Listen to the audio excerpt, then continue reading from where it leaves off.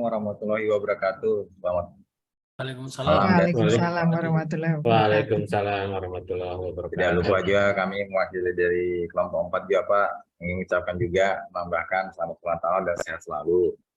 Terima kasih. Doa terbaik untuk Bapak Ibu sekalian juga. Ya mohon maaf Pak, Kak saya dari Kutai Timur tidak bisa ikut bergabung. Tidak apa-apa. Ya, terima kasih atas waktunya. Untuk saya mewakili kelompok 4 akan sedikit menyampaikan tentang X-Men dari segi finansial atau keuangan. Yang mana untuk meningkatkan dalam finansial itu mencari keuntungan dan margin itu mempengaruhi beberapa faktor, yaitu dari segi pembiayaan, yaitu pembiayaan yang reduction cost ini efisiensi dalam pelaksanaan kegiatan baik itu operasional maupun biaya langsung ataupun biaya tidak langsung. Dan tidak luput juga selain meningkatkan margin dan profit ini juga kita harus meningkatkan penjualan ataupun pendapatan, baik itu pendapatan utama ataupun pendapatan lainnya. Kemudian akurasi investasi juga kita harus mempertimbangkan sejauh mana investasi dalam melakukan investasi, apakah investasi itu mempengaruhi pendapatan yang mempengaruhi pendapatan yang cukup besar, atau harus mempertimbangkan investasi itu apakah produktif ataukah hanya sebatas investasi dalam bentuk inventaris. Selanjutnya untuk EBIT.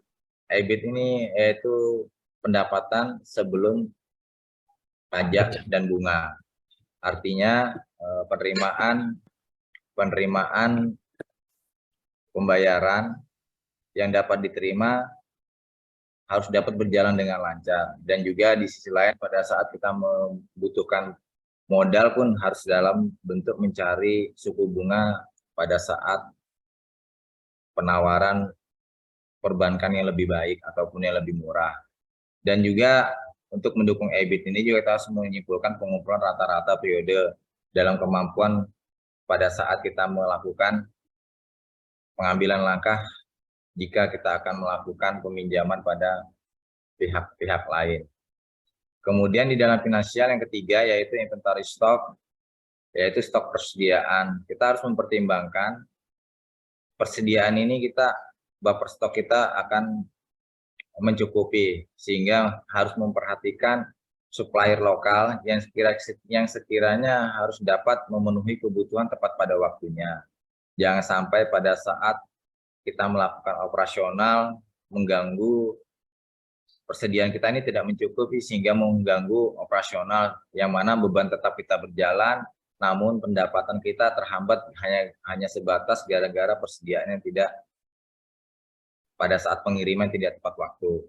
Kemudian juga untuk mengurangi waktu lead time ini juga harus diperhatikan. Yang ketiga juga akurasi stok.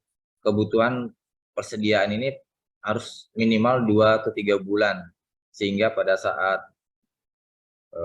kebutuhan stok di dalam pelaksanaan baik itu memproduksi barang ataupun produksi khususnya manufaktur ini jangan sampai ada penundaan dalam hal akurasi stok ini sendiri. Kemudian dari segi customer ataupun pelanggan, perlu meningkatkan area penjualan. Artinya meningkatkan area penjualan ini kita wajib mengembangkan unit-unit ataupun cabang-cabang yang di luar dari penjualan kita sendiri. Utamanya biasanya walaupun satu lokal, satu daerah, artinya juga kita harus membuka cabang agar mempermudah penjualan sebagaimana mestinya, karena customer juga mengharapkan ketepatan ataupun dalam pelayanan lebih cepat, sehingga kalau kita mengharapkan satu unit atau satu cabang aja akan mempengaruhi rasa ketidakpuasan pelanggan itu sendiri, sehingga pelanggan bisa beralih ke pihak lain, baik dari segi penjualan maupun dari segi pemasaran. Itu juga tidak luput dari pendistribusiannya ya, pendistribusiannya pada saat meningkatkan area penjualan. Kemudian increase customer, yaitu meningkatkan pelanggan. Pemasaran digital pun sangat diperhatikan, baik dari segi sosial media maupun media-media lainnya seperti periklanan ataupun Instagram maupun produk lainnya. Dan tidak luput pula juga harus diperhatikan dalam meningkatkan pelanggan, kita harus membuat produk-produk yang baru agar tidak ada jenuhan maupun kepuasan pelanggan dalam hal pengembangan produk, khususnya yang seperti kita ketahui pada saat produk itu sendiri tidak ada perkembangan, hanya itu aja yang monoton, sehingga membuat pelanggan itu sendiri merasa tidak ada kepuasan. Kemudian increase customer satisfaction, meningkatkan kepuasan pelanggan. Dengan meningkatkan kepuasan pelanggan pun ada beberapa hal yang harus kita perhatikan, baik jumlah pengaduan, antara jumlah pengaduan pelanggan, berapa banyak yang harus kita bisa selesaikan, yang kita tangani, dan setidaknya dalam pengaduan itu harus ada punya target dalam hal penyelesaian. Jangan sampai pelanggan itu sendiri pada saat melakukan pengaduan, penanganan dari pihak perusahaan sangat bertele-tele, artinya pada saat dilemparkan satu sama yang lain. Seharusnya kita punya standarisasi pada saat jumlah pengaduan minimal memberikan informasi tidaknya 1 kali 24 jam ataupun tergantung kondisi permasalahan pengaduan itu sendiri. Yang kita tidak bisa hindari biasanya sistem. Sistem ini berpengaruh pada program, yang mana program dari IT yang sifatnya hacker atau jaringan yang di luar dugaan itu yang tidak bisa kita hindari, sehingga kita harus memberikan informasi kepada pelanggan sampai pada batas waktunya. Kemudian untuk mengurangi improve product quality, meningkatkan kualitas produk. Yang seperti saya sampaikan, produk-produk itu ada beberapa, khususnya tekstil, yaitu mungkin kainnya ini sedikit kasar, itu artinya beberapa produk kita harus diperbaiki, yang mana jangan sampai produk yang tadinya nilai harga jualnya tinggi tetapi produknya tidak sesuai dengan kualitas. Dalam meningkatkan kualitas produk ini diminimalkanlah dalam mengurangi kecacatan produk atau reduce defect produk. Artinya di dalam pendistribusian maupun pemproduksian suatu produk sebaiknya lebih berhati-hati, terutama kepada bagian produksi. Jangan sampai pada saat pelaksanaan untuk membuat produk itu ada semacam kurang fokus yang akan mengakibatkan kesalahan produk. Kemudian speed up delivery time, itu mempercepat waktu pengiriman.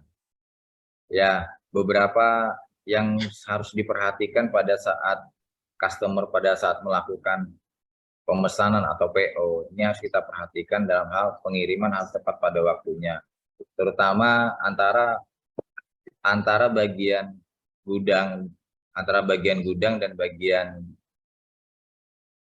penjualan. Ini harus segera menjaga komunikasi, jangan sampai apabila pelanggan itu sendiri sudah melakukan, apalagi melakukan pembayaran di depan, jangan sampai mengecewakan sehingga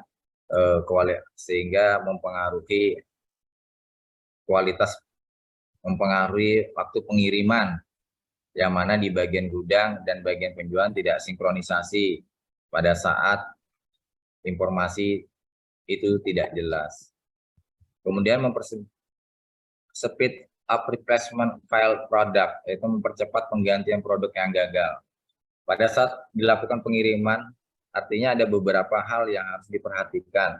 Sebelum dilakukan pengiriman juga kita harus memperhatikan barang-barang yang sudah akan kita packing atau yang kita lakukan pengiriman, benar-benar barang itu udah tidak ada kecacatan. Jangan sampai kecacatan itu mempengaruhi kepercayaan daripada customer. Karena seolah-olah kecacatan pada saat setelah pengiriman itu merupakan keteledoran, artinya kelalaian bagian pergudangan pada saat melakukan pengirim, tidak memperhatikan produk yang dikirim ini apakah tidak ada kecacatan ataupun produk itu gagal. Kemudian survei customer survei, yaitu survei pelanggan. Mungkin tingkat survei ini juga harus dilakukan beberapa langkah yang harus dilakukan kepuasan pelanggan itu, maupun secara face to face ataupun secara apa ya, secara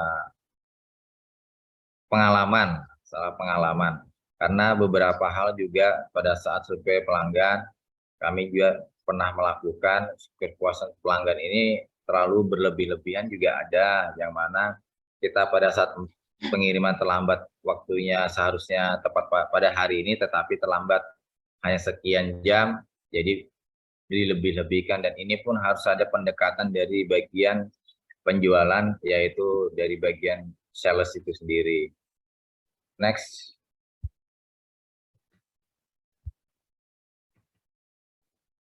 Talent atau artinya bakat pada saat Pak, di manufacturing dulu Bapak. Manufacturing dulu. Iya. Manufacturing, reduce electrical energy, yaitu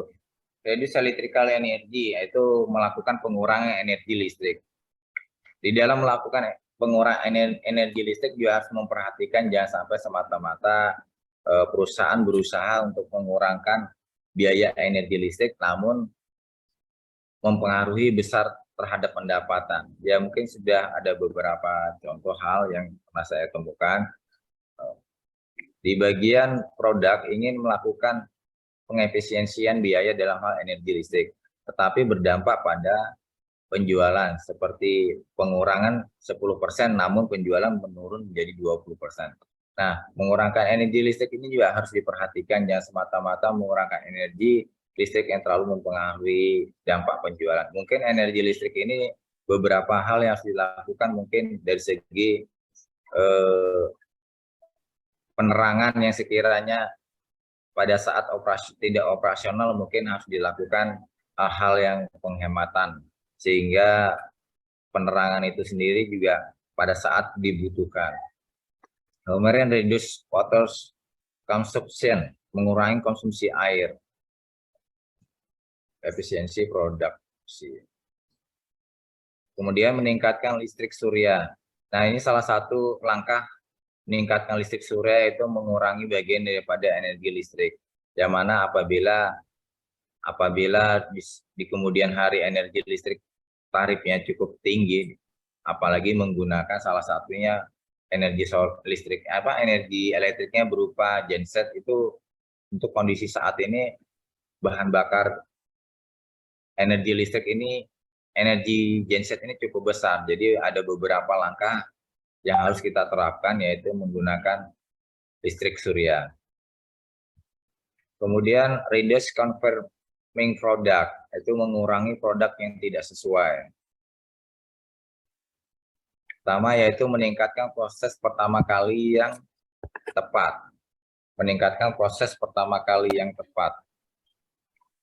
Mungkin tahapan-tahapan pada saat melakukan proses pembuatan produk itu sendiri seperti manufacturing, itu beberapa langkah yang harus tidak boleh semata-mata tidak sesuai dengan tahapan. Ya, sesuai tahapan, yang mana apabila tahapan itu berbeda-beda, itu akan mempengaruhi hasil kualitas itu sendiri. Selanjutnya, improving receipt quality, itu meningkatkan kualitas.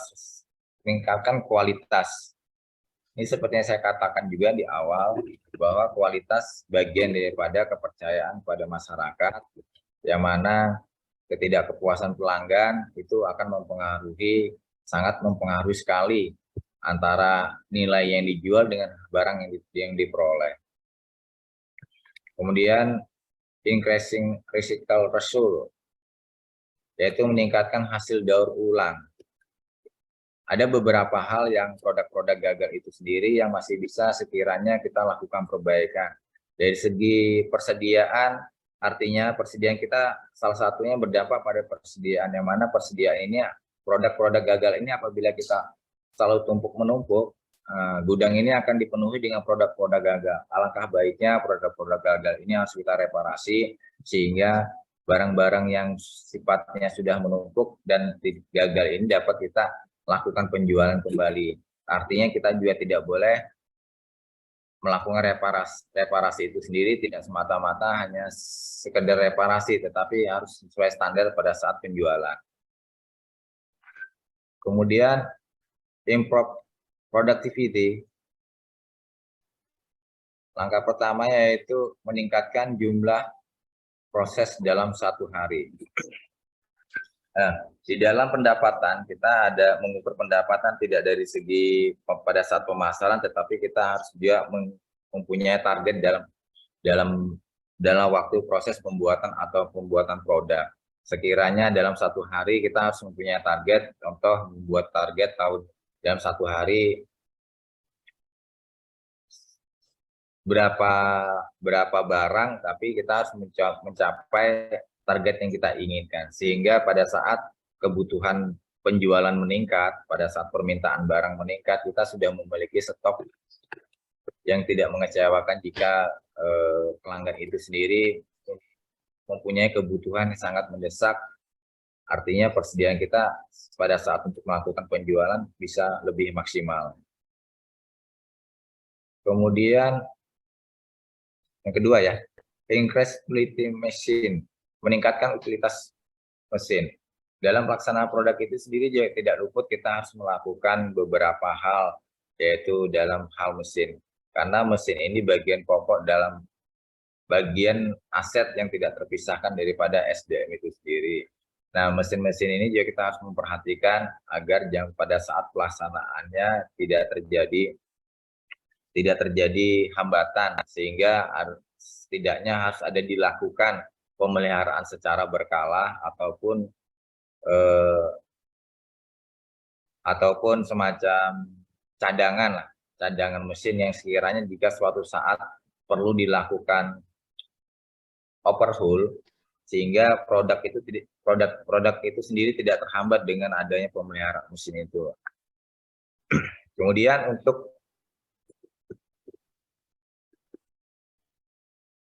proses inspeksi,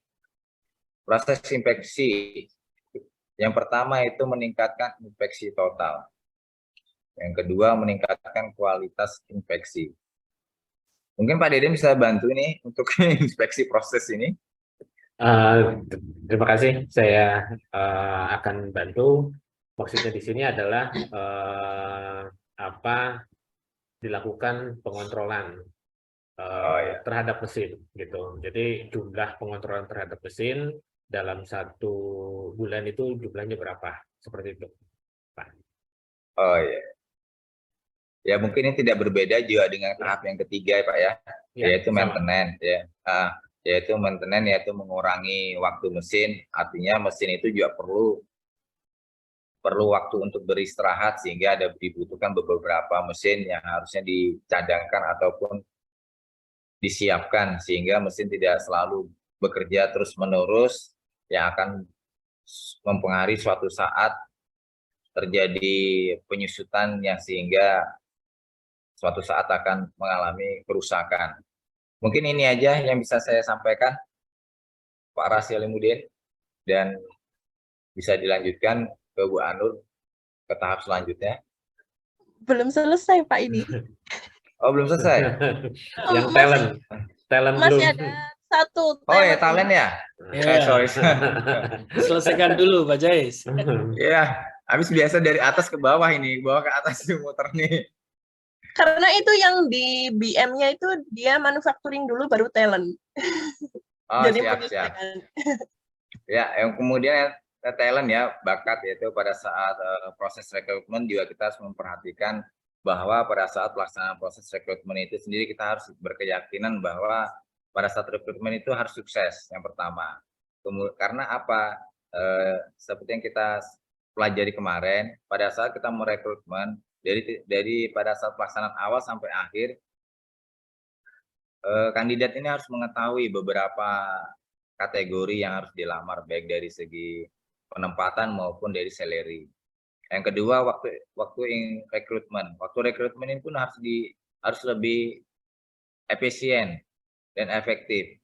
Efektif lah pada waktu rekrutmen. Jangan sampai terlalu berhari-hari pelaksanaan rekrutmen itu sehingga akan mempengaruhi beberapa kandidat yang mempertimbangkan waktu yang terbuang sih, dan juga dari segi manajemen juga mempertimbangkan terlalu berlarut-larut. Akhirnya beberapa hal yang harus dilakukan, yaitu ketepatan pada saat penjaringan ini harus dipertimbangkan. Kemudian yang ketiga yaitu analisis kebutuhan pelatihan. People development ya, pengembangan orang, pengembangan personal.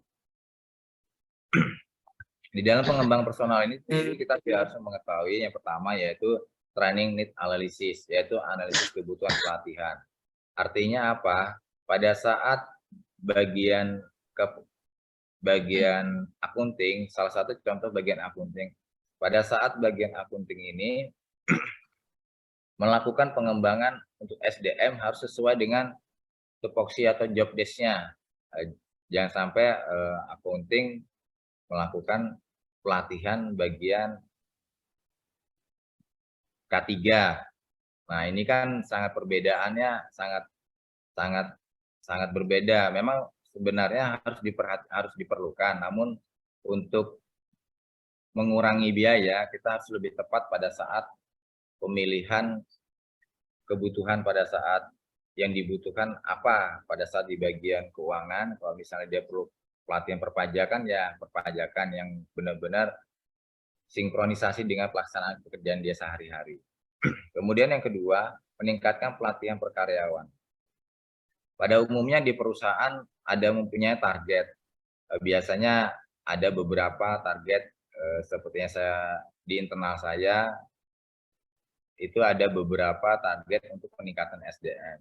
Yang mana biaya diklat atau pelatihan itu setidaknya maksimal 10% dari total biaya pegawai dari segi biaya. Namun dari segi jumlah, dari segi jumlah ini pun juga ada target, yaitu jumlah pegawai yang mengikuti diklat terhadap jumlah pegawai di dalam perusahaan itu sendiri. Artinya kenapa ini diperlukan? Karena SDM ini merupakan aset dari perusahaan itu sendiri. Tanpa ada SDM yang profesional, yang memiliki ilmu-ilmu atau pengetahuan yang baik, perusahaan tidak akan berjalan dengan baik. Kemudian yang ketiga, jadwal realisasi pelatihan. Pada umumnya jadwal ini dalam 1 tahun juga kita harus mempertimbangkan pada saat melakukan pelatihan itu sendiri, momen-momennya jangan sampai pada saat di akhir tahun seperti ini. Salah satu contohnya jangan sampai pada saat akhir tahun ini. Pada umumnya semua perusahaan-perusahaan pun juga baik internal maupun eksternal juga akan mengalami kesibukan pada saat akhir tahun, sehingga mereka juga masing-masing mempersiapkan diri untuk melakukan tutup buku maupun evaluasi atas target-target yang belum dicapai. Kemudian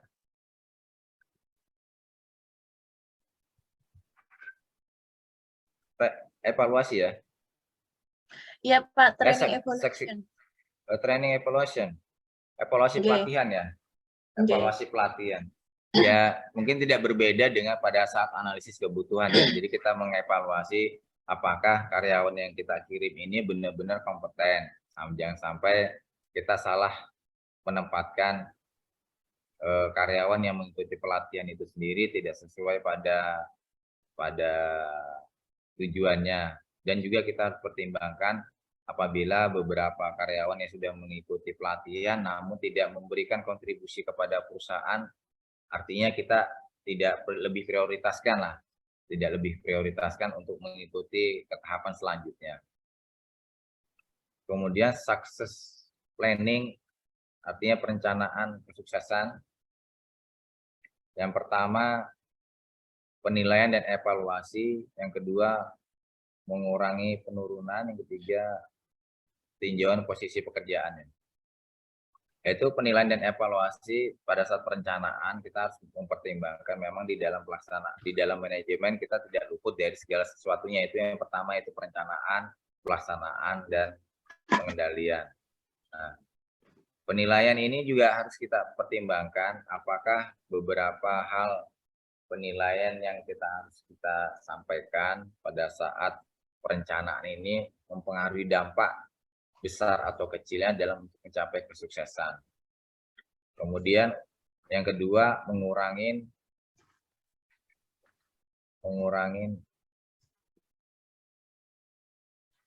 reduce turnover nih, mengurangin apa ya? Karyawannya keluar, Pak. Oh iya, keluarga mengurangin. Yaitu mengurangi karyawan yang resign, Pak ya. Mengurangi karyawan yang resign artinya kita juga harus menjaga agar aset-aset yang sudah kita bangun dalam bentuk SDM ini jangan sampai mereka dengan mudahnya berhenti daripada perusahaan kita yang sudah bangun bersama. Mungkin memang tidak lepas daripada penghasilan. Jadi beberapa karyawan yang resign ini biasanya salah satunya mempengaruhi penghasilan ataupun promosi. Beberapa hal yang pernah kita dapati, ada beberapa karyawan yang mempunyai kompeten tapi dia merasa tidak mempunyai kesempatan untuk mendapatkan promosi sehingga dia berusaha untuk mencari pekerjaan yang lain. Nah, bagaimana langkah-langkah manajemen dalam hal untuk mengambil pemikiran supaya karyawan itu sendiri dapat diperdaya gunakan. Mungkin ada beberapa langkah, yaitu pengembangan struktur organisasi, seperti halnya mungkin yang tadinya tidak ada koordinator di dalam bidang itu sendiri, ya mungkin bisa kita pertimbangkan sebagai koordinator ataupun posisi lainnya. Kemudian yang ketiga, review job position, yaitu tinjauan posisi pekerjaan. Nah, meninjau apakah jabatan-jabatan yang diemban kepada karyawan itu sendiri apakah benar-benar sesuai dengan kemampuan atas jabatan yang diembannya. Jikapun memang jabatan-jabatan yang dimiliki oleh karyawan sekiranya tidak sesuai ataupun tidak mempengaruhi dalam hal melakukan pekerjaan maupun dalam melakukan evaluasi, seperti halnya pada saat di keuangan, contohnya salah satu di keuangan.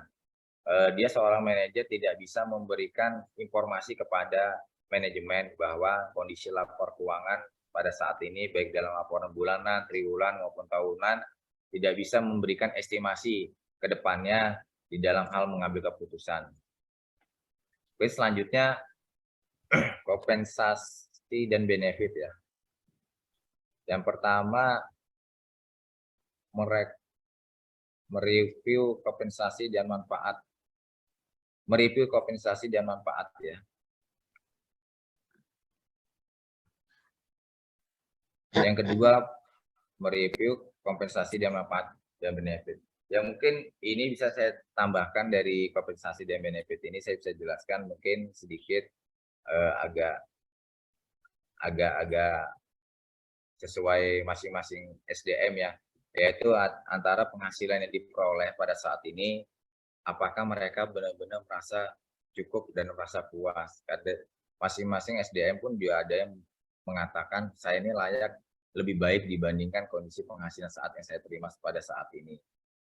Kemudian yang kedua mungkin penilaian kinerja. Penilaian kinerja pun ada beberapa hal yang harus diperhatikan di dalam melakukan penilaian seseorang. Artinya pada saat seseorang ini di dalam bidangnya tidak memperoleh target-target ataupun dalam hal pelaksanaan tugas seperti KPI, ini harus dilakukan penilaian sehingga apa yang dilakukan dalam 1 tahun maupun dalam 1 tahun itu harus benar-benar kinerjanya meningkat, tidak semata-mata hanya melakukan pekerjaan sehari-hari. Kemudian yang terakhir ya, employee engagement, keterlibatan karyawan. Survei keterlibatan karyawan. Ya, pada saat kita melakukan survei kepada pelanggan, pasti kita melibatkan beberapa karyawan untuk memberikan informasi yang mana karyawan ini mungkin salah satu bagian daripada penjualan ataupun bagian dari lingkungan kerja yang bisa memberikan informasi ataupun kepada manajemen. Karena beberapa hal memang karyawan bisa juga menjadi salah satu customer kita, sehingga mewakili daripada manajemen bahwa karyawan ini juga merasa ada ketidakpuasan produk-produk yang telah kita lakukan sampai saat ini. Ya mungkin itu aja, ada habis ya. Ini Pak, apa namanya hubungan antara hubungan. recruitment proses ini berhubungan dengan EBIT itu? Kelihatan nggak Pak? Oh iya, ya. Nah, rekrutmen proses ini juga mempengaruhi pada saat rekrutmen proses ini sangat mempengaruhi dengan EBIT. Karena apa? Jumlah biaya yang dikeluarkan pada saat rekrutmen apabila terjadi pemborosan akan mempengaruhi laba rugi perusahaan itu sendiri. Kemudian rekrutmen proses ini juga tidak lepas daripada manufacturing, yang mana pada saat perekrutan karyawan yang tidak baik ataupun semata-mata tidak profesional ataupun semata-mata SDM yang kita pilih memang tidak layak, itu akan mempengaruhi perusahaan. People development itu dapat mempengaruhi ke EBIT juga. Pengembangan people development juga mempengaruhi EBIT juga, karena skillnya SDM ini kalau misalnya tidak berpikiran melakukan pengembangan, hanya sebatas bekerja, tidak memikirkan kondisi EBIT ini, yang mana memikirkan untuk melakukan efisiensi dan meningkatkan penjualan. Itu juga sangat berpengaruh besar, Bu. Makanya saya mengatakan tadi bahwa SDM ini bagian daripada aset perusahaan yang harus kita jaga dan harus kita tingkatkan. Kemudian margin profit, Bapak. Ya, EBIT ini sendiri mempengaruhi margin profit, benar. Mungkin Ibu Anu bisa lanjut kali. Saya nggak paham ini, Pak. Bapak mohon. Rupanya mohon izin Pak Rasi, rupanya kalau jadi pengajar ini lelah juga ya Pak ya. Leher saya ini kering sudah. Oke, bisa dibantu sama saya. Oke, silakan Pak Deden. Lengkapi semuanya. Pak Deden. Saya mau cari minum dulu nih. Ya, hampir 20-30 menit ya Pak. Oke, saya lanjut. Mohon izin Pak Arasi bahwa silakan. Terus selanjutnya adalah people development. People development ini sangat berpengaruh terhadap semua aspek di sini, termasuk manufacturing keseluruhan, terus ke hubungannya juga ke inventory, hubungannya ke customer juga gitu ya, ke customer, di mana people development ini berkaitan dengan SDM yang diperlukan. Terus selanjutnya itu berkaitan dengan success planning. Success planning ini sangat berpengaruh di manufacturing, khususnya bagaimana menyiapkan karyawan ketika ada beberapa karyawan yang purna tugas, gitu ya. Selanjutnya success compensation benefit ini satu hal yang yang berpengaruh terhadap kelangsungan seluruh pabrik sebenarnya ya, hubungannya dengan finansial, customer, manufacturing. Tetapi di sini sangat berhubungan dengan manufacturing karena lebih ke kalau karyawan di pabrik itu memang nilai uang itu sangat-sangat dinilai gitu ya. Terus di sini employee engagement survey, nah ini juga sama berpengaruh terhadap kinerja. Ya sebenarnya berpengaruh ke finansial, ke customer, ke manufacturing juga. Terus production efficiency. Production efficiency otomatis paling utama adalah ke margin profit. Ya, margin profit, terus reduce non-conforming product juga masuknya ke margin profit, dan improve productivity di sini juga sama, masuknya ke margin profit. Sedangkan inspection process ya improve productivity juga berpengaruh terhadap increase number of complaint gitu ya. Jadi ketika proses semakin cepat, komplain akan turun gitu, seperti itu. Next-nya inspection process di sini, ini yang jelas akan berpengaruh terhadap increase customer, kepuasan pelanggan gitu ya. Karena produk yang dikirim itu benar-benar produk yang bagus, seperti itu. Dan juga di sini akan meningkatkan kualitas produk itu sendiri. Sedangkan yang terakhir maintenance ini sangat berpengaruh terhadap pengaruh terhadap productivity itu sendiri, dan ini juga dipengaruhi oleh skill dari people development yang di atasnya, seperti itu. Oke, mungkin untuk X-Men ini kita lanjut ke, karena masih panjang ya perjalanannya, kita masuk ke Excel. Apakah sudah bisa terlihat? Nah, oke. Ya, di sini ada 4 perspektif. Pertama, mungkin dibuka dulu perspektif pertama, financial perspektif. Ya.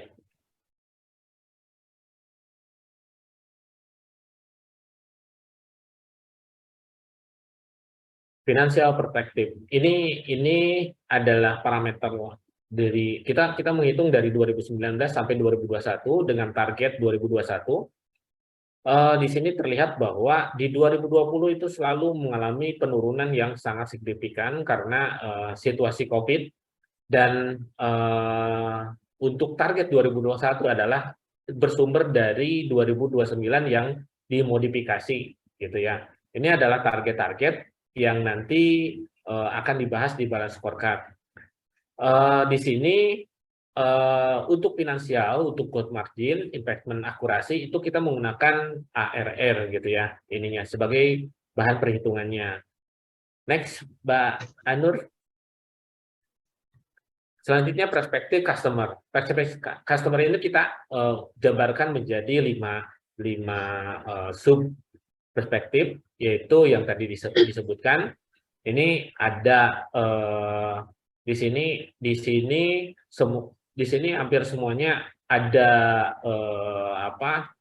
ada yang presentasi, yang minimize maupun yang maximize gitu ya perhitungannya. Di sini di mana ada yang targetnya harus besar dan mana yang seperti complaint ya, number of complaint itu justru targetnya harus kecil gitu.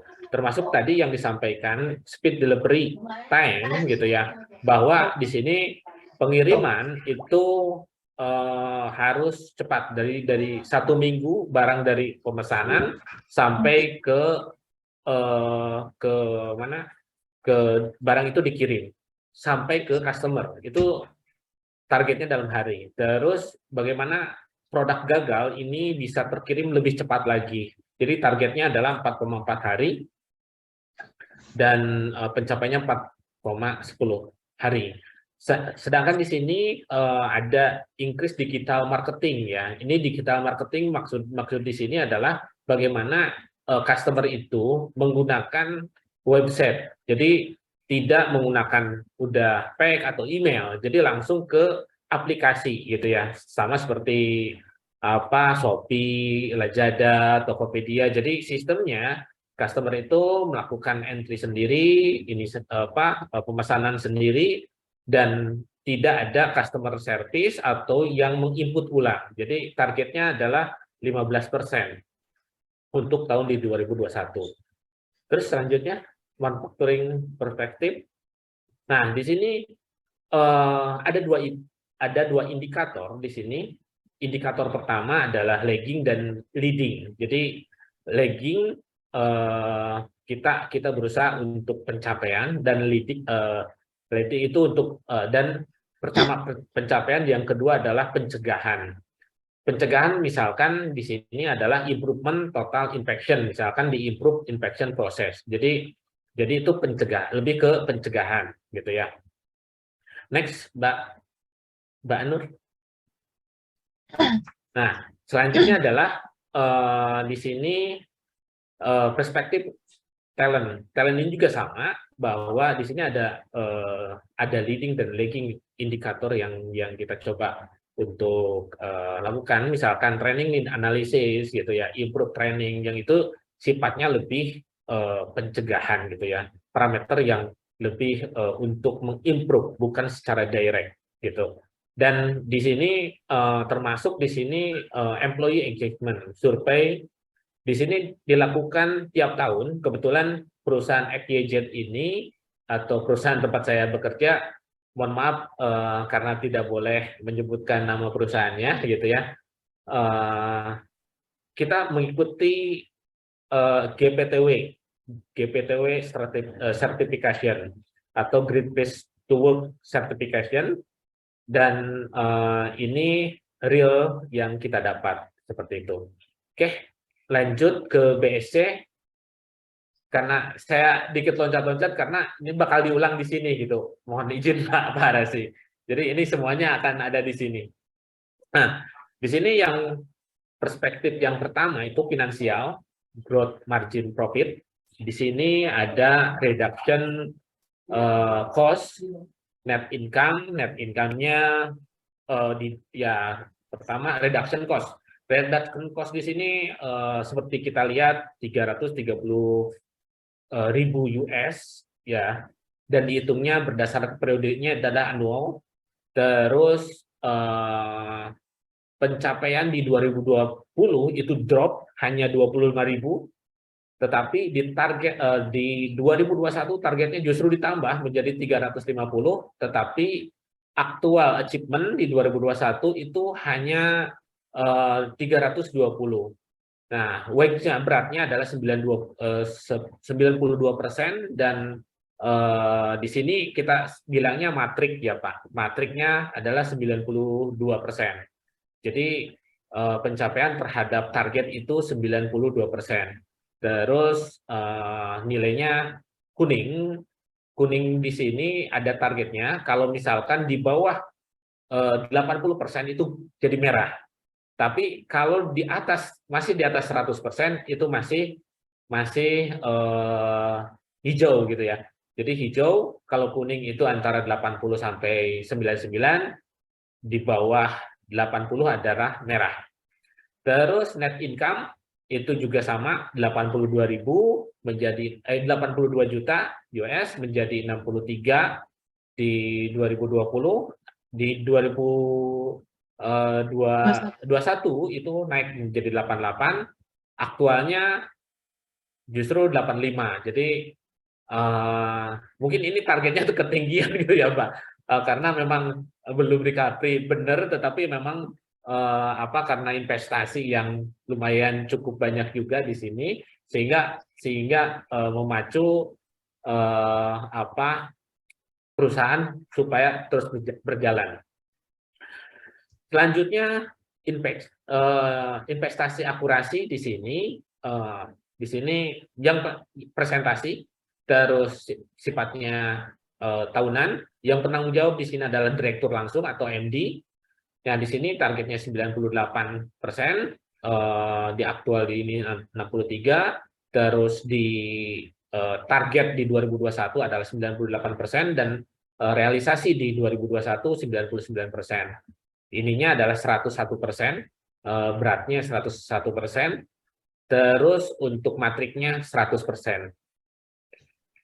Terus term of payment di sini waktu pembayaran. Waktu pembayaran di sini rata-rata kita melakukan pembayaran terhadap supplier kita 47 hari. Jadi memang sebenarnya targetnya adalah 60 hari gitu ya. Kita diminta 60 hari untuk semua perusahaan, bahkan ketika COVID kita diminta 90 hari gitu ya. Nah, di sini tahun 2019 realisasinya 47 hari. 2020 itu realisasinya karena kita bisa bernego gitu. Jadi 67 hari semakin lambat kita membayar utang-utang kita terhadap supplier, dan untuk 2021 targetnya 47 hari, tetapi realisasinya cukup bagus, bisa sampai 55 hari gitu ya. Jadi berat pembobotan di sini 170% dan matriknya masih 100. Selanjutnya adalah untuk bunga, suku bunga. Nah, ini lumayan cukup ya, di masa pandemi itu selalu diuntungkan, jadi lumayan cukup rendah gitu ya. Kita mendapatkan suku bunga yang cukup rendah, dan di 2021 realisasinya 5,9%.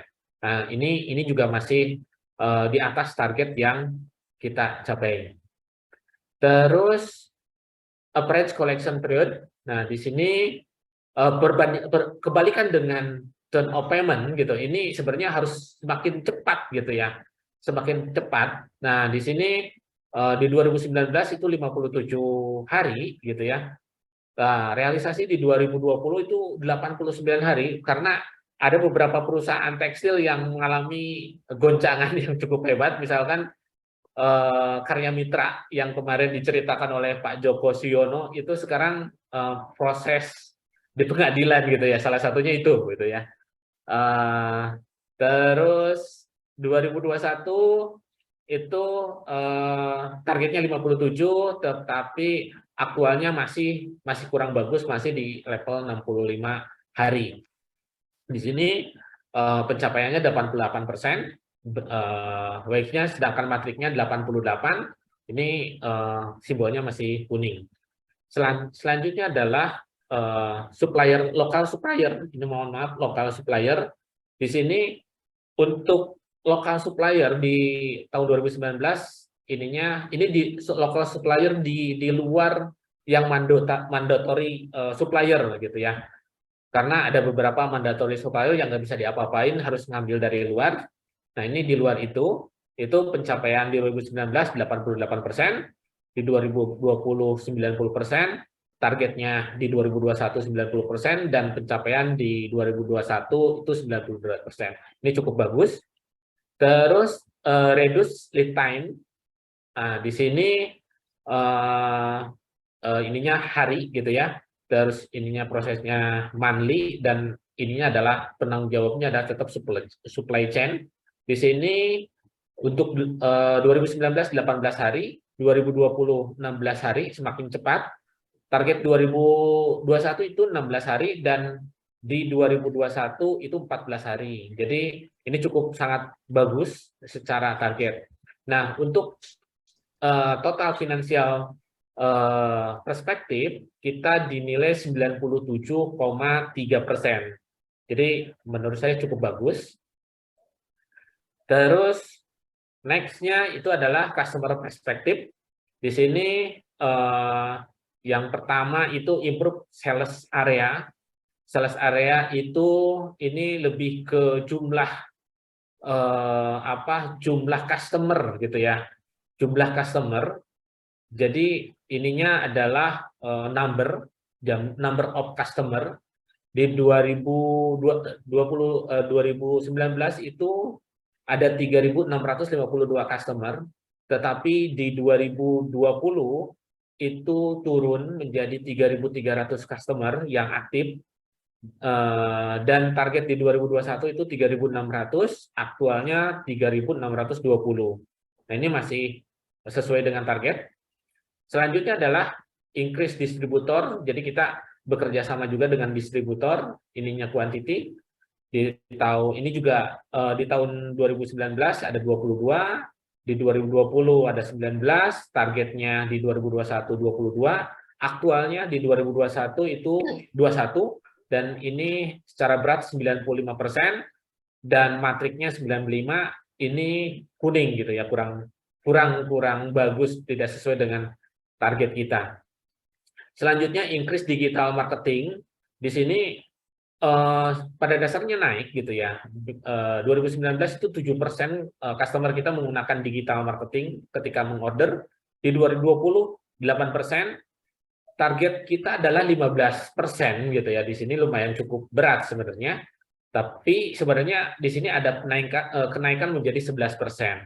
Nah, targetnya wage-nya itu 73% dan metriknya 73. Ini merah karena di bawah 80%. Sedangkan untuk new product, kita di sini new product sebenarnya target masih sesuai untuk 2021. Ada 3 produk yang kita keluarkan pas sesuai dengan target. Selanjutnya number of complaint, ini number itu targetnya 52. Base-nya 2019 itu 52, base 2020 itu 40. Target di 2021 tetap 52 gitu ya, karena diharapkan customer-nya naik lagi dan aktualnya adalah 49. Ini bermonthly ya, per bulan. Jadi komplain per 49. Jadi kalau dalam satu hari itu bisa 600 orderan kita terima gitu ya.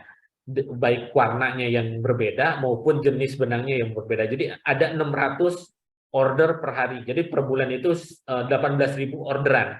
Jadi kalau dinilai ini lumayan cukup besar 49, tetapi kalau dibandingkan dengan jumlah order kita yang 18.000, ini sebenarnya kecil gitu ya, seperti itu. Nah, di sini semakin kecil semakin bagus. Jadi 106 weeks-nya, terus metriknya 100%.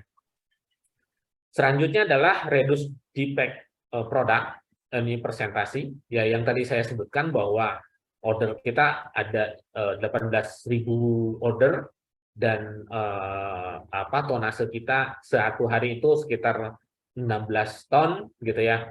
Jadi satu bulan itu bisa sampai 480 ton gitu, seperti itu. Ini kita masih masuk target. Terus selanjutnya improve product quality. Di sini speed up delivery. Jadi bagaimana kita mempercepat proses dari awal order sampai dengan pengiriman. Ya, ini kita pencapaiannya 7,21% di 2021 dengan target 7,30 day targetnya. Jadi pencapaiannya masih cukup bagus. Terus selanjutnya ada speed up replacement produk gagal. Untuk penggantian produk gagal ini penanggung jawabnya langsung direktur gitu ya, karena langsung masalah quality. Di sini targetnya 44,4 hari gitu ya, dan aktual pencapaiannya 4,1 hari. Ini juga bagus gitu. Selanjutnya adalah customer survey. Customer survey ini kita melakukan tiap tahun. Ya, ini penanggung jawabnya adalah komersial. Terus di sini base di 2019 itu masih rendah 69%. Di 2020 71%, target di 2021 itu 71%, dan aktual di 2021 itu 75%. Kali ini kita dengan beberapa yang dilakukan dengan cara mempercepat proses, mempercepat penggantian digital marketing gitu ya, digital sales, dengan mereka bisa mengorder sendiri ini, sehingga bisa mengimprove customer survey rate gitu. Selanjutnya manufacturing perspective. Di sini production efficiency.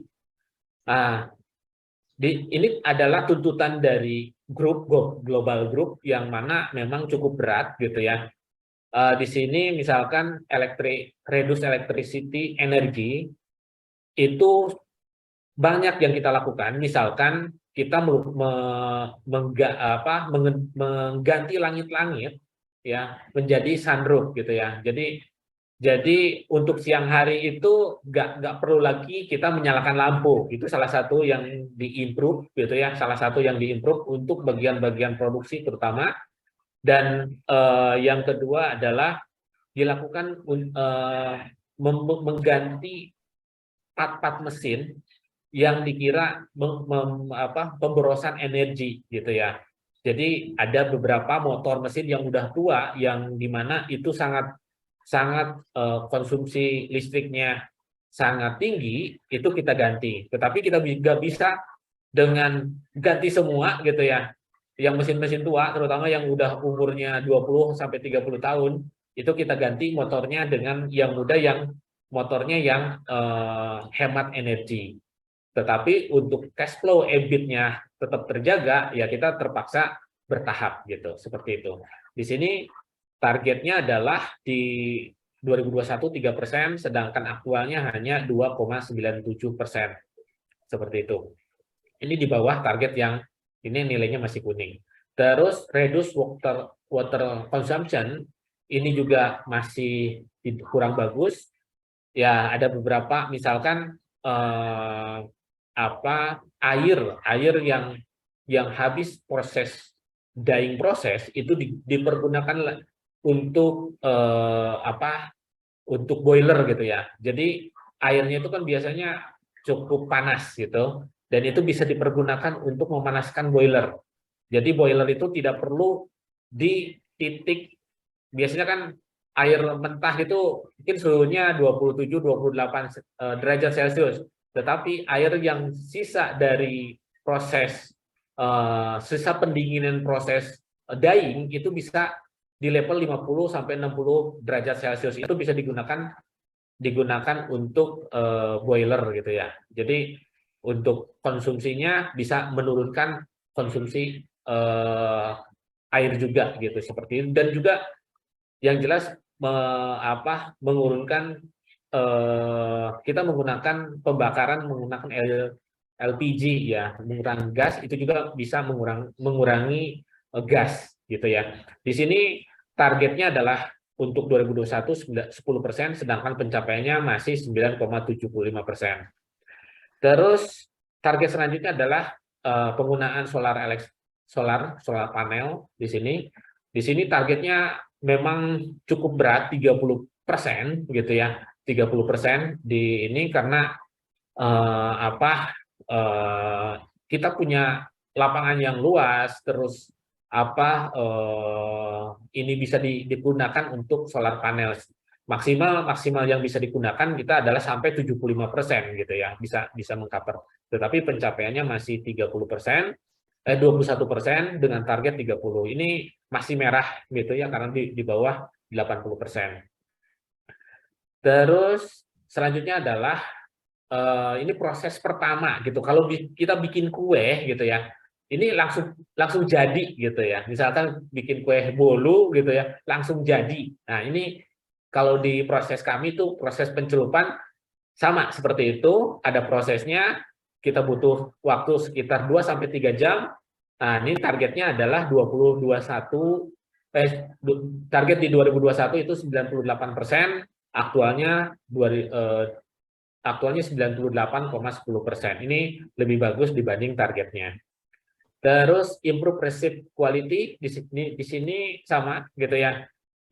Kalau kita bikin kue, sebelum skala besar kita bikin kue dulu skala kecil dulu. Jadi resepnya dulu gitu ya. Nah, ini setelah itu baru ke skala besar. Nah, di sini 92%, target di 2021 itu 92,50%, sedangkan aktualnya 91,27%. Pada dasarnya ini improve dibanding dengan 2020 maupun 2019. Tetapi masih di bawah target, karena ini pasti akan berhubungannya efeknya ke energi gitu, ke water, ke energi yang lain gitu. Semakin ini bagus, maka water dan electricity itu akan turun otomatis. Terus selanjutnya adalah recycling riset. Jadi ini produk-produk juga ada yang gagalnya, dari yang tadi gagalnya kurang lebih sekitar 2%, itu didaur ulang gitu ya. Jadi supaya tidak gagal semuanya. Jadi targetnya di 2021 65%, pencapaiannya 67%. Ini juga masih di atas target. Terus selanjutnya improve productivity. Ini adalah number gitu ya. Ini daily Jadi prosesnya per hari itu 571 gitu ya.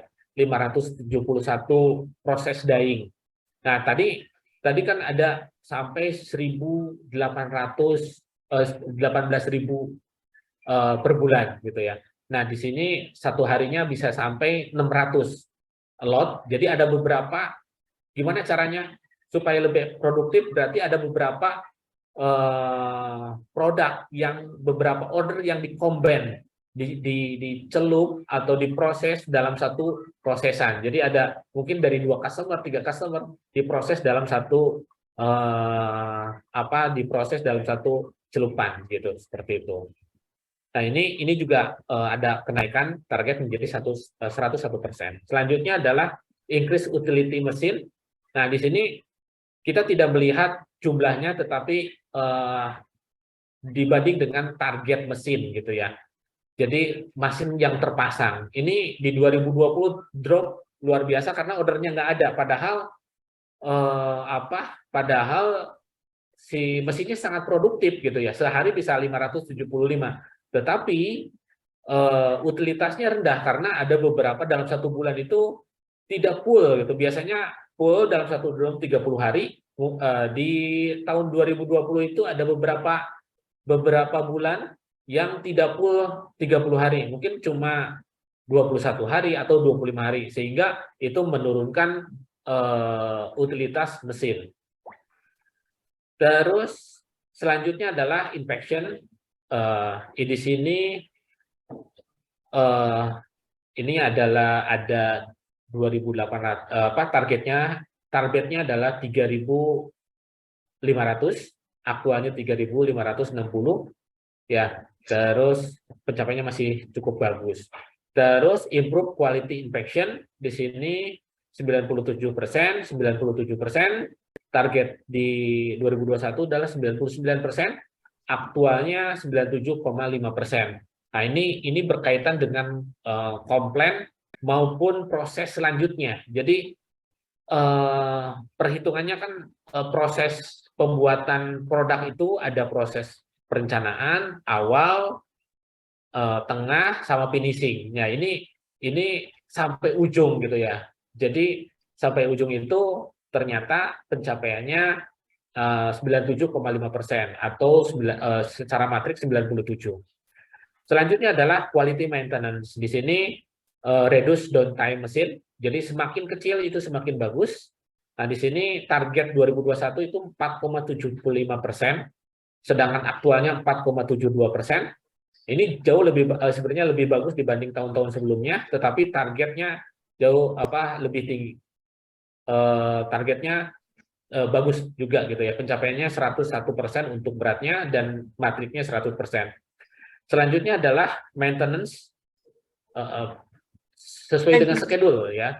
Sesuai dengan schedule di tahun 2019 itu perencanaannya nggak benar gitu ya. Di 2019 itu benar-benar nggak sesuai, tetapi 2020 ada perencanaan yang cukup bagus. Terus di 2021 targetnya menjadi 99,75. Tetapi di sini karena targetnya cukup berat juga, terus dari mulai ordernya kosong langsung tiba-tiba banyak gitu ya, sehingga order schedule mesin tidak banyak yang tidak tepat gitu ya, sehingga secara matrik itu kurang gitu ya, 99%, targetnya 100%. Selanjutnya adalah overhaul quality. Kadangkala, nah di sini kadangkala setelah beres mesin diperbaiki bukannya bagus, tetapi ada beberapa mesin justru bermasalah gitu ya. Nah, ini target di 2021 itu 98,50% dan pencapaiannya 98,8%. Ini semakin bagus. Dan yang terakhir itu talent perspektif. Kita bukan learning atau growth development, tetapi kita lebih ke talent di sini. Di sini yang pertama successfully recruitment itu persentasi, jadi improve recruitment itu dalam persen. Nah, di sini pencapaiannya semakin di 2021 targetnya 100%, karena di sini juga mulai rekrutmen lagi, mulai penambahan mesin, di mana tahun 2020 kita memang tidak mengeluarkan orang, tetapi yang habis kontrak tidak diperpanjang gitu ya, seperti itu. Nah, kita rekrut lagi dan secara successful-nya cukup bagus gitu ya, dan sesuai dengan target. Selanjutnya lead time itu waktu proses rekrutmen. Di sini dari mulai pengajuan dari departemen sampai dengan orang tersebut training gitu ya, hari pertama join. Di sini karena profesional pasti ada perusahaan itu 1 month notice gitu ya. Bahkan kita biasanya prosesnya hanya 7 atau 10 hari, tetapi nunggunya ini yang lama gitu ya. Biasanya lama itu nunggu dari mereka resign di perusahaan yang lama. Terus training need analysis dalam presentasi. Nah, di sini diharapkan annual juga periodenya, PIC-nya. Semua manajer di sini harus melakukan training analisis dan dilaporkan ke HR. Jadi HR akan mengevaluasi hasil training need analysis yang disampaikan oleh tiap departemen. Nah, ini pencapaian di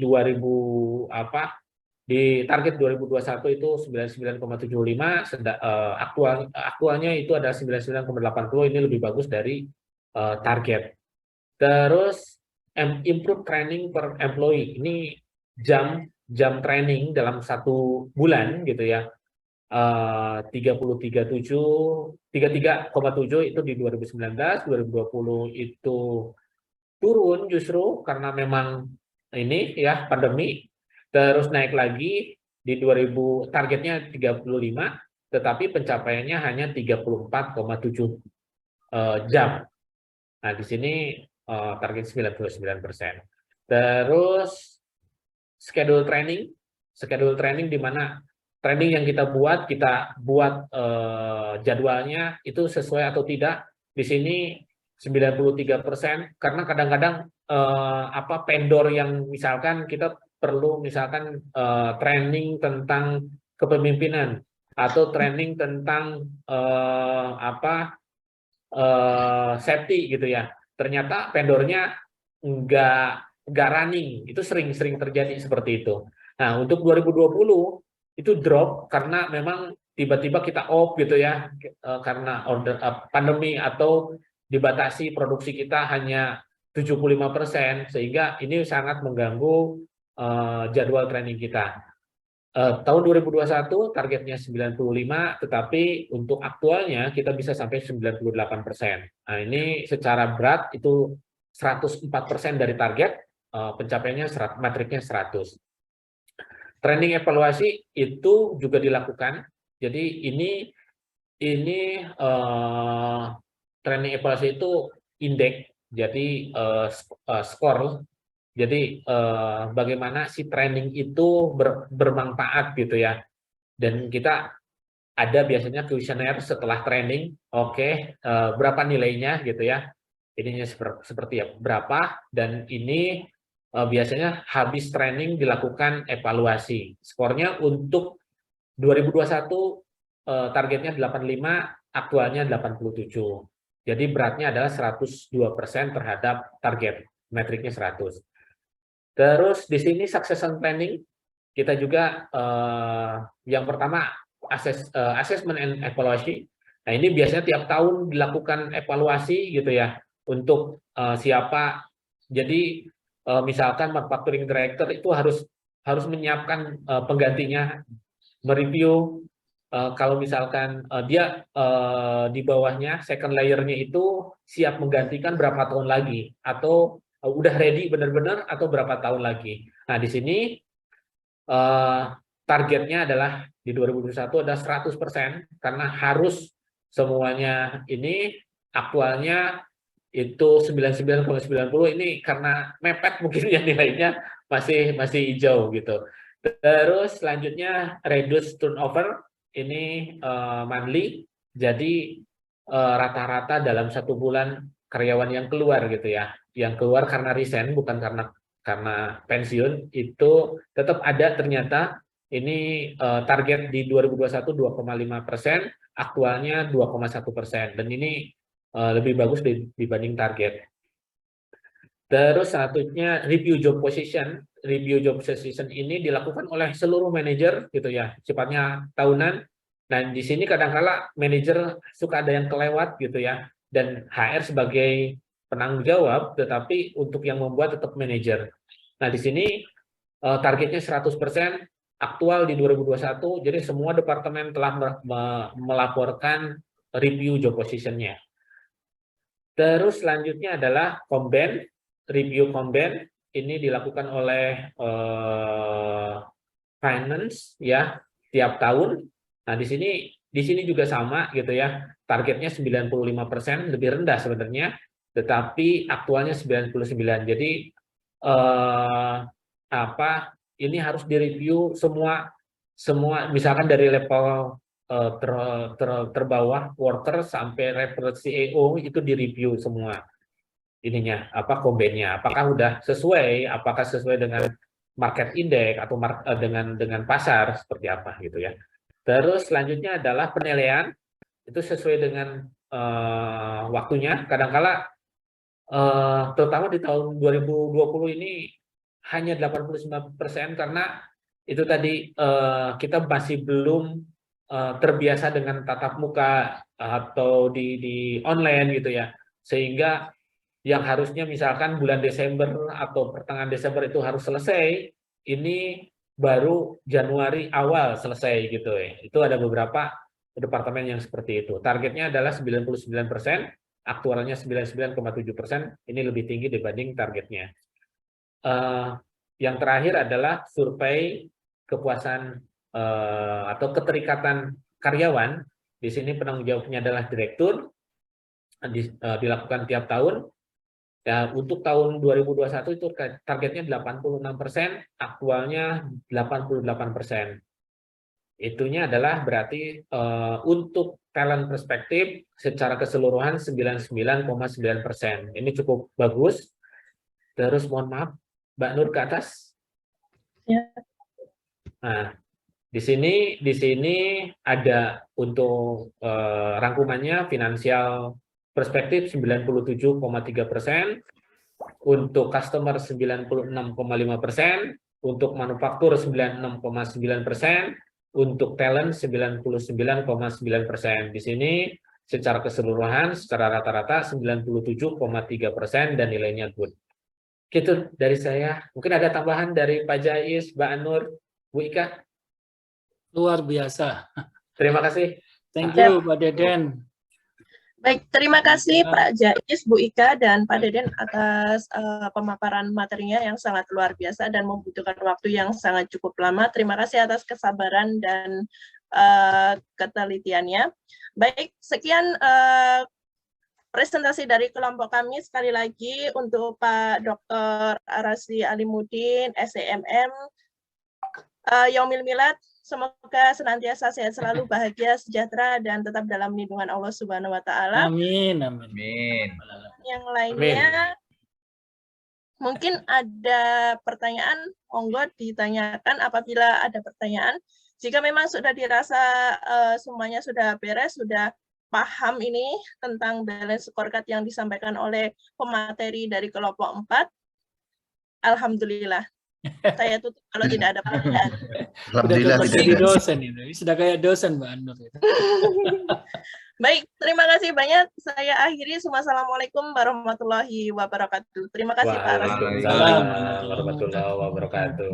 Jadi luar biasa ini kelompok Pak Deden CS ini. Pak Deden, kemudian Bu Ika, Pak Jais, dan Mbak Anur. Mbak Anur langsung hilang itu. Iya, Pak. Jadi inilah Pak Deden ini basicnya finance ya? Saya basicnya kimia tekstil, Pak. Oh, kimia tekstil. Teknik kimia. Teknik. Jadi saya lama di production, 11 tahun di production, terus di industrial engineer, terus saya sempat keluar dulu dari perusahaan ini untuk bisnis, Pak, gitu ya. Untuk coba usaha, ternyata nggak berkembang, akhirnya balik lagi gitu ya. Terus di production, di industrial engineer, jadi suka diajak untuk diskusi berkaitan dengan finansial gitu ya, terutama untuk misalkan labor cost, cost production gitu ya, biasanya diajak diskusi gitu, diminta masukan oleh direktur manufacturing, mungkin itu Pak. Ya, Aris. saya pikir orang finance ya, karena bisa detail, nanti orang teknik juga detail juga itu. Cuman problemnya tadi Saya sekarang di HR Pak. sempat bisnis kok gagal. Ini ada something. Harusnya nggak boleh gagal itu kan. Saya sekarang di HR Pak. Oh, di human resource malah. Ya, terakhir itu. Jadi ini ya, memang kalau orang teknik kemudian dia ke human resource itu biasanya dia bisa detail. Ini saya coba istilahnya bukan mengkritisi ya. Jadi financial perspektif ini saya mau mencoba klarifikasi. Ini lagging semua kan ukurannya Pak Deden. Betul. Masih di unmute Pak. Betul Pak, lagging semua. Nah, nggak usah dimatikan nggak mic-nya. Ya, oke. Biar kita bisa diskusi. Jadi ini ukuran lagging semua, ukuran hasil. Ini yang agak sedikit mengganggu saya di sini adalah ada ukuran hasil yaitu di grow EBIT tentang average collection period, ya kan? Ya. Ini kan ukurannya days ya, hari ya. Ini tidak tercapai. Nah, kalau net income kemudian juga production cost ini juga belum bisa tercapai sempurna ya 100%. Tapi ini kan masih dalam kategori bagus ya. Ya. Tapi yang mengganggu saya adalah average collection period. Ini penyebabnya di customer perspektif atau di manufacturing perspektif atau di talent perspektif, Pak. Coba tuh diturunkan ke bawah Mbak Nur. Nah, ini kan ada merah 2 ya. Apa kaitannya increase digital marketing dengan tadi yang di atas yang kuning? Kaitannya increase solar electrical, kemudian digital marketing dengan average collection period.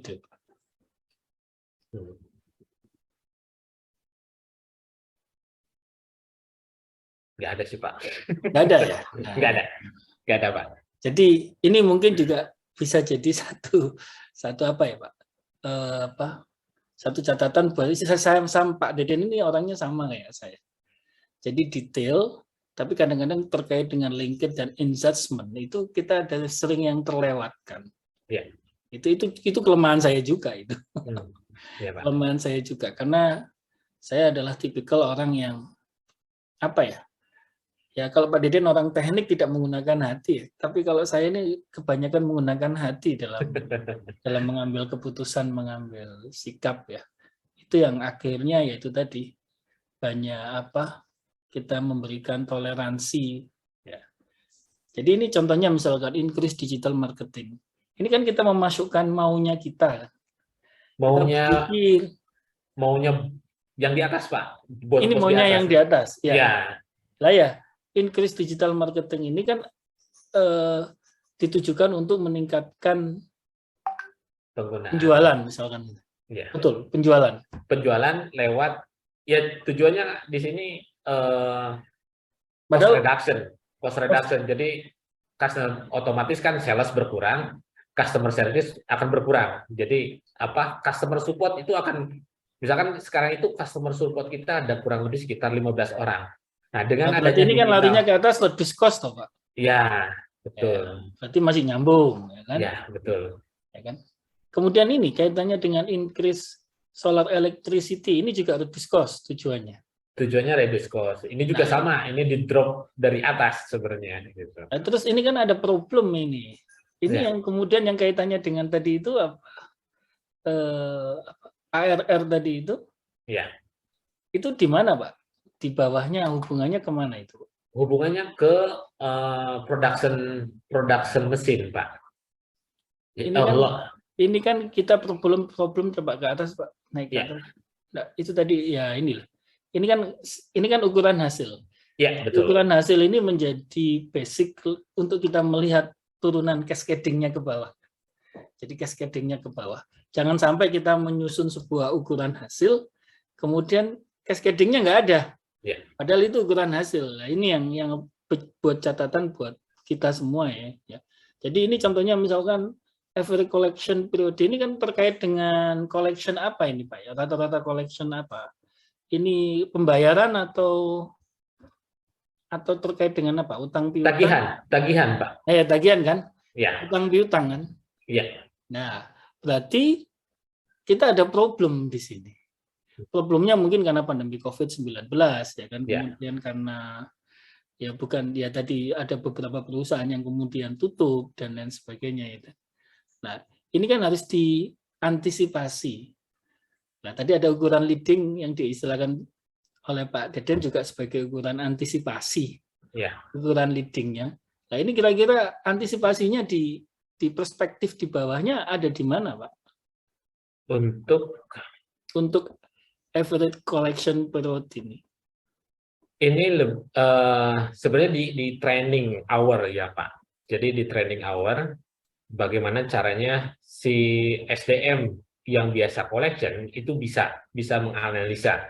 Itu ada dua parameter. Yang pertama ketika kita mencari customer baru ya, itu betul. Jadi harus bisa menganalisa si ininya itu bisa nggak bayar sesuai mampu gitu ya. Terus yang kedua si salesnya itu bisa bernegosiasi. Biasanya kan kalau public tax itu bisa sampai 6 bulan gitu Pak, 180 hari gitu. Ini bagaimana caranya? Itu masih target kita itu di 60 hari gitu ya. Pengennya di 60 hari tuh maksimal 90 hari gitu. Nah, ini kebalikannya dengan yang turnover payment. Gimana caranya si bagian purchasing, sourcing ini bisa mencari supplier yang bisa dibayar jauh lebih lama gitu ya Pak, seperti itu. Nah, emang leadingnya adalah di sisi training gitu ya Pak, seperti itu. Mungkin ada tambahan dari Pak Jais atau Bu Ika, Mbak Nur? Ya betul itu Pak. Itu dari sisi talent itu memang ya supaya kita menghindari, dan itu kan tadi memang ada problem kan tadi coba diturunkan Mbak Nur. Nah, ke bawah Mbak Nur. Terus ke bawah. Terus nah ini kan ada problem di improve training per employee ya. Yeah. Ini ada problem di sini. Yeah. Kan sehingga perlu mungkin ditambahkan di dalam training need analisisnya itu nanti bahwa kita butuh seorang karyawan bagian penagihan yang dia itu bagian penagihan dan bagian marketing ya, yang dia itu bisa mendetek sejak dini kira-kira ini akan gagal bayar atau tidak. Tapi kan persoalannya gagal bayarnya ini kan juga karena pandemi COVID-19 ya, karena industri tekstil tergantung lah. Ini yang akan saya mau sedikit sampaikan ke Bapak Ibu sekalian. Jadi satu-satunya perusahaan sudah bisa sustain berbasis strategik di era 2023 itu adalah dia harus membangun yang namanya ekosistem bisnis ya. Jadi ekosistem bisnis itu adalah ini yang terjadi di perusahaan di perusahaannya Pak Deden ini. Jadi ini harus menjadi satu catatan bahwa perusahaan perlu membangun satu ekosistem bisnis. Ekosistem bisnis itu bisa dibangun dengan satu ekosistem sendiri, tapi ini butuh biaya dan kekuatan yang luar biasa dan harus dipastikan core inti bisnisnya bisa terjaga secara sistem. Tapi jika tidak, maka dia harus menggandeng mitra atau bekerja sama dengan perusahaan lain, tapi menjadi satu ekosistem dalam perusahaan kita. Ini mungkin nanti kakak kelas Pak Deden yang sama-sama di bidang tekstil, itu beliau di RUT ya, di Mertek, itu sudah dibangun sama beliau ekosistem ini. Jadi ini pentingnya bahwa ketika kita mampu membangun satu ukuran finansial dan non finansial, ya contohnya ini kan jadi kelihatan ya.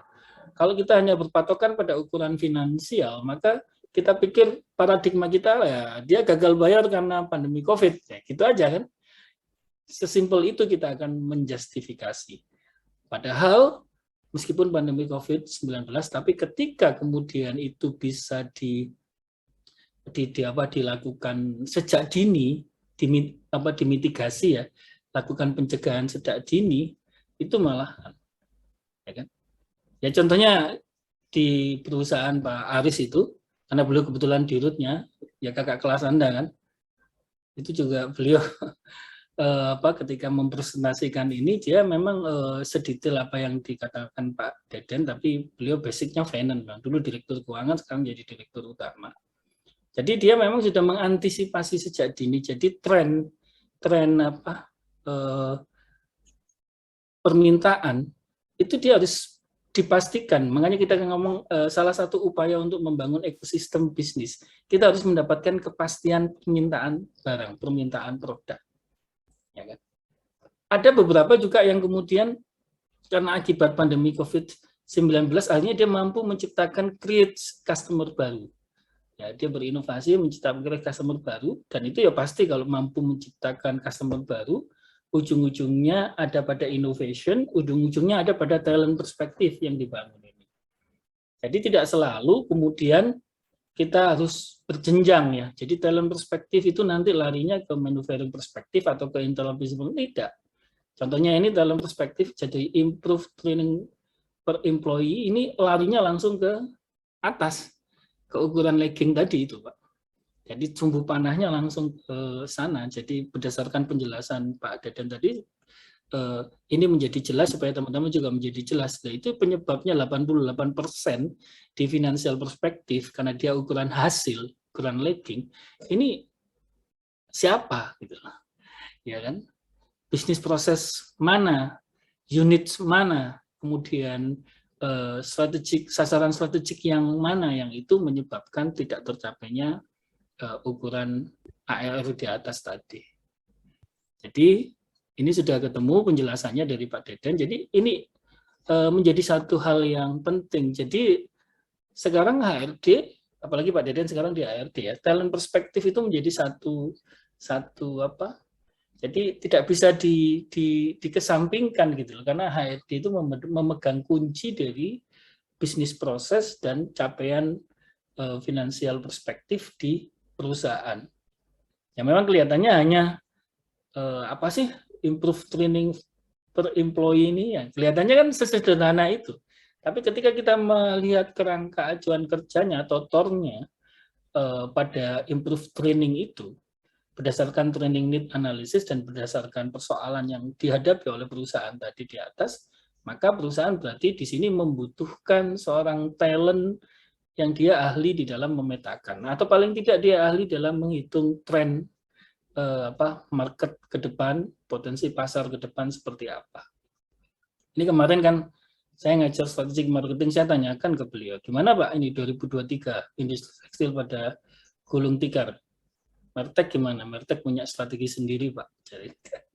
Jadi dia sudah meng-create pasar, Pak. Sudah bicara bahwa pasar itu harus di-create. Jadi dia menciptakan produk-produk yang dalam tanda kutip ya menghindari hal-hal yang berkaitan dengan aspek-aspek yang terjadi di dunia global itu dimitigasi, diantisipasi. Contohnya mulai sekarang dia sudah mulai membuat produk maklun ya. Jadi dia tidak harus membayar tenaga kerja yang begitu banyak. Itu sudah mulai diantisipasi sama beliau. Kemudian karyawan yang tadi sama tidak diperpanjang. Kemudian kalau dia membutuhkan talent-talent baru ini sifatnya sudah kontrak kerja. Kan basisnya adalah merit based system. Jadi berdasarkan hasil kinerja dia dikontrak, itu jauh lebih efisien untuk meminimalisasi terjadinya overhead yang tidak perlu kan. Itu jadi itu kemudian yang dilakukan. Nah itu kemudian dengan adanya kita melakukan breakdown melalui balance scorecard ini, maka kita akan mampu mendevelop. Jadi Sebetulnya ada materi saya yang baru itu yang terkait dengan sekarang rame-ramenya kita bicara tentang ekosistem bisnis ya. Jadi ekosistem bisnis tidak selalu bisa memang harus diterapkan ya, tergantung. Dan ekosistem bisnis itu bentuk dan jenisnya itu berbeda-beda. Ya contohnya yang hari ini saya datang ke binaannya BRI Mojokerto ya. Kebetulan saya kan lagi membantu salah satu desa untuk bisa mengembangkan konsep desa wisata berbasis ekosistem. Ya. Ini sekarang desa-desa itu sudah mulai memikirkan itu, jadi mulai hulu hilir itu dibangun. Jadi hulunya itu memastikan bahwa produksinya, baik dari sisi kapasitas maupun kualitas, itu terjaga sustainability-nya. Kemudian memastikan hilirnya, berarti market-nya, itu harus dipastikan terjaga hilirisasinya juga. Nah itu kemudian mereka sudah harus menghitung berapa sih BEP-nya dan berapa supaya sirkulasi itu bisa jalan dalam satu community, ya kan, satu komunitas bisnis atau komunitas kelompok yang ada di dalam bisnis yang ekosistem bisnis yang mau dibangun. Jadi ternyata desa itu sekarang sudah mulai memikirkan itu, mulai tanam dan lain sebagainya itu sudah mulai dipikirkan gitu. Bahkan saya melihat ada satu pengusaha Pak Deden. Makanya keuntungannya kita itu kalau belajar balance scorecard itu kita akan terbiasa ya kan untuk membuat bisnis plan kita itu menjadi lebih terukur gitulah akurasinya. Sehingga kita bisa mengantisipasi bahkan memitigasi risiko-risiko yang akan terjadi. Tapi kembali lagi bahwa kata kunci di dalam pengembangan bisnis kita itu harus memiliki kekuatan di dalam core bisnis yang hendak kita jalani. Dan itu ekosistem itu juga begitu. Beberapa artikel, beberapa riset yang saya baca, keberhasilan ekosistem sebuah perusahaan ketika dia membangun sebuah ekosistem yang itu memastikan core bisnis atau inti bisnis yang dijalani oleh perusahaan itu terjaga. Ya kan? Salah satu contoh sederhana ini kemarin saya survei, tapi ini milik pribadi ya. Jadi dia membangun satu ekosistem sederhana saja. Awalnya dia itu sales obat ikan, ya kan? Sales obat perikanan pokoknya, entah itu udang, entah itu lele dan sebagainya. Nah, kemudian karena pasokan obat itu di dunia farmasi itu banyak mengandung konten impor, sehingga dunia farmasi kan juga berat gitu di dalam kehewanan. Nah, karena dia memiliki satu insting, akhirnya dia melakukan uji coba dibaca di dalam obat istilahnya obat yang dia beli selama itu kandungan ini kalau diganti ini dia mencoba meracik meramu sendiri. Asalnya sales Pak Dede. Hanya dia menemukan satu pada saat itu obat untuk udang. Dia menemukan bahwa dia mampu bagaimana udang yang rentan terhadap penyakit itu dengan obatnya dia itu bisa. Kemudian dia pastikan dengan membuat lab di rumahnya. Jadi dia bikin lab udang, kemudian dipastikan, diuji. Jadi ini sebetulnya kalau kita bicara tentang strategic bisnis, itu kembali lagi bahwa kalau kita ngomong strategik, 80% itu kontennya adalah art, seni. Dan konten seni itu harus ada punya passion dan kita memang mencintai apa yang kita lakukan. Nah, kalau kita mencintai apa yang kita lakukan, kita tuh rela berkorban segalanya. Berkorban waktu, berkorban dimaki orang, berkorban gagal, dan lain sebagainya. Nah, akhirnya dia menemukan itu. Berangkat dari situ, dia membangun satu ekosistem. Jadi pertama udang, kemudian dia bergeser ke nila, bergeser ke gurami, bergeser ke lele, dan lain sebagainya. Terus dia menemukan itulah. Setelah dia menemukan obat itu tadi, akhirnya dia pasarkan. Nah ini kemudian dia menjadi terkenal kan. Nah, terkenal akhirnya kemudian di sini dia bangun lab tadi itu, labnya dia. Itu dia bangun sebagai sebuah ekosistem bisnis baru. Yaitu apa? Edukasi. Jadi kalau mau belajar silakan datang ke sini, tapi formula utamanya nggak dikasih. Nah, dia kemudian di situ mengembangkan inovasi juga bagaimana air itu bisa dipecah sehingga sirkulasi kita nggak terlalu banyak membuang air yang ada dan sebagainya. itu dia punya lahan itu hanya 1,5 hektar. Nah, karyawannya itu banyak, sampai beberapa pimpronya itu saya tanya, ini gaji karyawannya dari mana? Pak, karyawan kita itu digaji hanya jual nila per hari 50 ekor. Ngambil 50 kilo, 50 kilo itu sudah bisa buat gaji karyawan. Sudah selesai gaji karyawan. Nah, pendapatan tertinggi itu justru adalah dari pendidikan. Jadi dia karena ada lab itu akhirnya kan dia bisa mendidik mulai dari TK sampai kemudian perguruan tinggi. Ya kan? Bahkan uniknya IPB yang basicnya pertanian dan sebagainya, itu labnya pakai labnya dia. Bahkan pemerintah dinas perikanan itu sampai pusat kemarin mengadakan magang mendidik para petani-petani itu, labnya bukan di IPB tapi di tempatnya dia itu. Nah itulah ketika seseorang mampu membangun satu ekosistem, ya bisnis sudah dia pastikan basisnya core, kemudian dia pastikan reduce cost-nya itu pasti. Jadi kalau dia sudah BEP, dia sudah punya sumber yang itu bisa membuat operation-nya. Makanya kan kalau kita bicara tentang penjelasan saya di awal-awal manajemen strategik, bahwa basic manajemen strategik itu adalah bagaimana memastikan bahwa operation yang ada dibiayai dengan dana yang dia miliki. Ya kan? Kemudian baru kita bicara tentang forecast dan lain sebagainya, baru bisa kita bicara tentang inovasi. Nah, dia bangun itu, fondasinya di situ. Dan itu ternyata letaknya bukan di persoalan finansial. Itu letaknya di talent. Di talent ini yang perlu Bapak Ibu sekalian juga menjadi satu perhatian ya. Jadi talent ini ke depan bukan malah semakin jadi human capital itu akan menjadi satu satu modal dasar buat kita, baik itu kita mau bergerak sebagai seorang profesional, berarti meniti karir, atau kita bisnis. Jadi basisnya harus talent yang kita miliki. Gitu. Jangan kemudian basisnya bukan talent. Makanya kalau kita lihat petani-petani milenial yang berhasil, malah bukan orang pertanian.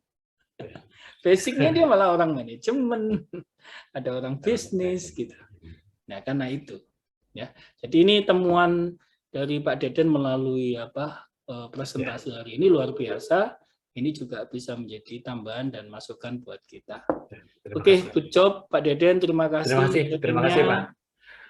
Pak Muhammad Jais, terima kasih luar biasa. Bu Ika juga, Mbak Anur, ya luar biasa. Pak, terima kasih. Ya, Mbak Anur semakin paham ya tentang balance scorecard. Nah, nanti bisnisnya dibuat kayak seperti ini, Mbak. Jadi sebelum melangkah itu sudah tahu detailnya, sehingga kita bisa mengantisipasi, memitigasi supaya dia tidak jadi kerugian yang tidak diinginkan. Baik Bapak Ibu sekalian, ini luar biasa kelompok Pak Deden, dan saya kira sudah cukup malam, sudah 9:30. Saya akhiri, sekian, terima kasih. Semoga apa yang disampaikan oleh kelompok Pak Deden dan kawan-kawan ini bermanfaat. Dan selanjutnya saya juga berharap teman-teman mengimplementasikan, mengeksplor apa yang sudah dijalani, kemudian didetailkan secara sederhana melalui aplikasi balance scorecard berbasis Excel ini. Jadi kita nanti akan menjadi tahu detail dari proses bisnis di perusahaan kita, dan kita tahu mana yang itu menjadi problem sebetulnya, ya kan? Karena banyak hal kita kira itu problem, ternyata bukan, yang kita selama ini tidak diindahkan. Ya, karena itu kayak contohnya tadi masalah istilahnya kebutuhan training tadi ya, itu kan mungkin nggak akan pernah diindahkan sama perusahaan. Ternyata akar masalah dari persoalan yang di finansial perspektif nggak tercapai itu ternyata ada di situ. Gitu. Baik, terima kasih.